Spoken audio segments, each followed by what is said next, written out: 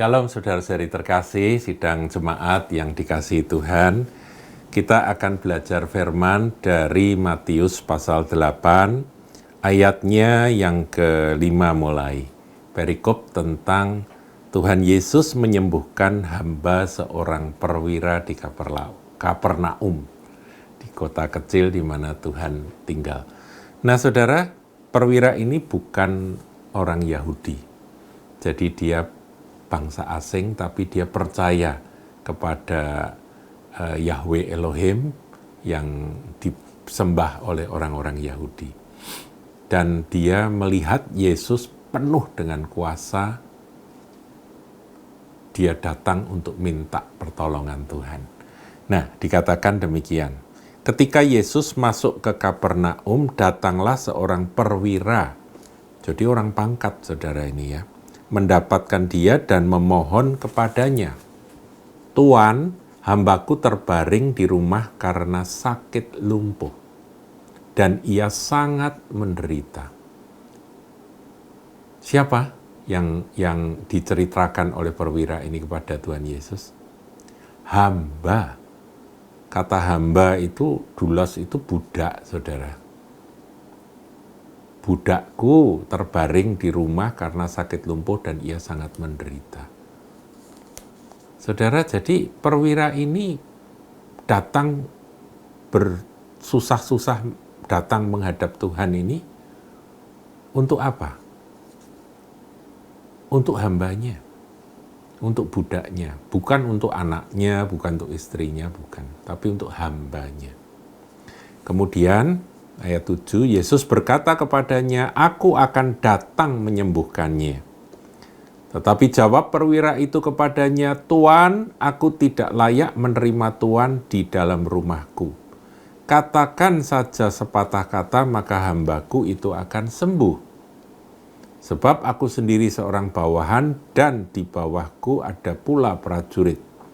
Jikalau aku berkata kepada salah seorang prajurit itu pergi, maka ia pergi, dan kepada seorang lagi datang, maka ia datang, ataupun kepada hambaku kerjakanlah ini, maka ia mengerjakannya."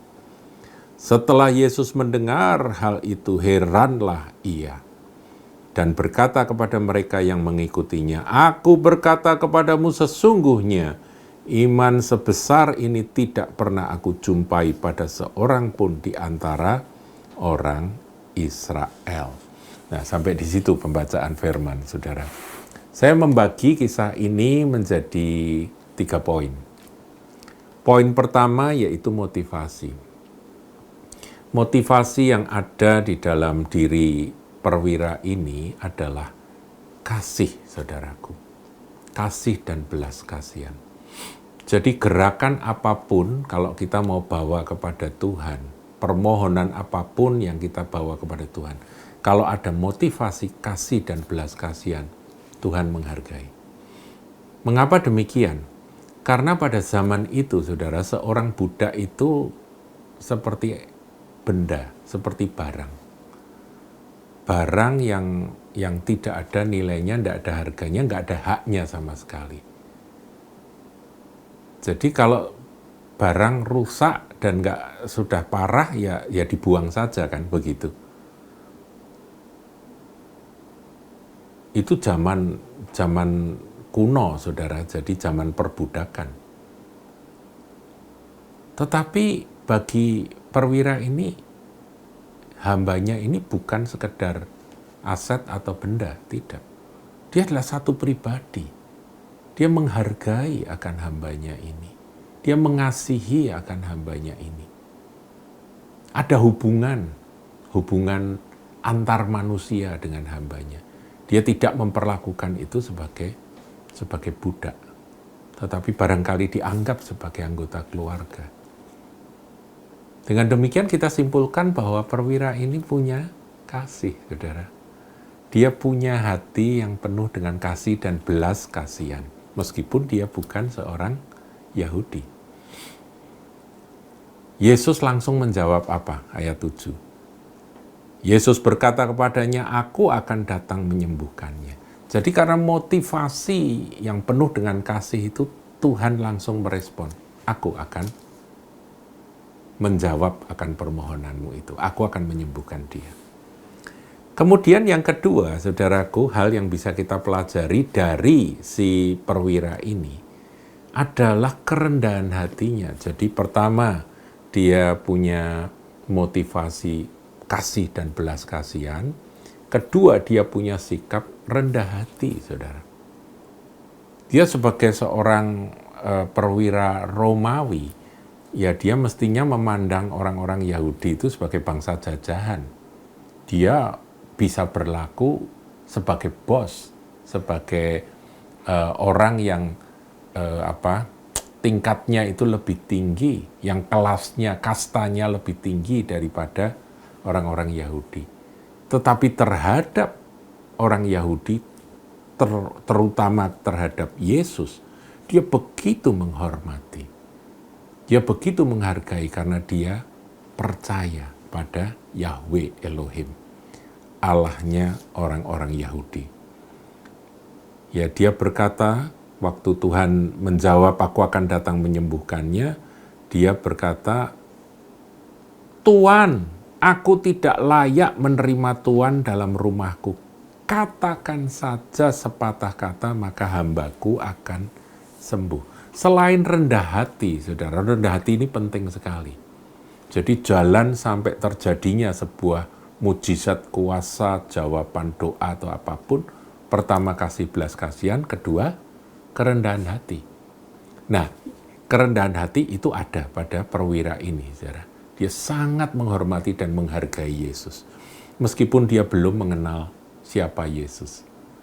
Bahkan tentang keilahian Yesus pun dia barangkali masih samar-samar. Tetapi penghormatannya kepada Yesus itu nyata. Dia berkata, Tuhan, aku tidak layak menerima Tuhan dalam rumahku. Katakan saja sepatah kata, maka hambaku itu akan sembuh. Kemudian dia lanjutkan, sebab aku sendiri seorang bawahan, dan di bawahku ada pula prajurit. Jika aku berkata kepada salah seorang prajurit itu pergi, maka ia pergi, dan kepada seorang lagi datang, maka ia datang, ataupun kepada hambaku, kerjakanlah ini, maka ia mengerjakannya. Saudaraku, ini yang seringkali diistilahkan dengan teologi sepatah kata.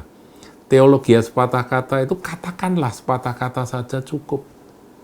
Dia tahu otoritas yang ada pada Yesus. Bagaimana dengan kita, saudara? Apakah kita punya kesederhanaan iman seperti perwira ini, yang begitu meyakini bahwa satu firman Tuhan, sepatah kata firman Tuhan, cukup menyelesaikan segala persoalan seberat apapun. Perwira itu yakin itu, dan keyakinannya itu timbul secara natural karena dia sebagai seorang prajurit, dia mengalami akan hal itu dan dia anggap itu wajar. Aku ini seorang atasan, aku juga seorang bawahan. Aku punya atasan, kalau atasanku suruh apa, aku siap. Demikian aku punya bawahan, kalau aku berkata kepada bawahanku, lakukan ini, pergi lakukan ini, mereka akan lakukan. Datang, mereka datang. Nah, sesederhana itu dia membandingkan akan kuasa Tuhan terhadap sakit penyakit yang saat itu sedang membuat hambanya itu menderita. Sakit apapun, saudara. Jadi dia tahu otoritas Tuhan Yesus sebagai Yahweh Rafa, sebagai Allah penyembuh, itu tanpa dia memahami kristologi lah, memahami keilahian Yesus. Cuma dia tahu aja, rohnya di dalam dirinya yang polos itu ngerti bahwa Tuhan punya otoritas. Yesus punya otoritas untuk itu. Sama seperti keseharianku, aku sebagai seorang prajurit, kalau aku berkata kepada bawahanku, datang, pergi lakukan ini, mereka pun akan taat melakukannya. Nah, Tuhan, engkau bisa melakukan hal yang sama. Engkau bisa berkata kepada penyakit itu, pergi. Langsung penyakit itu pergi dan hambaku sembuh.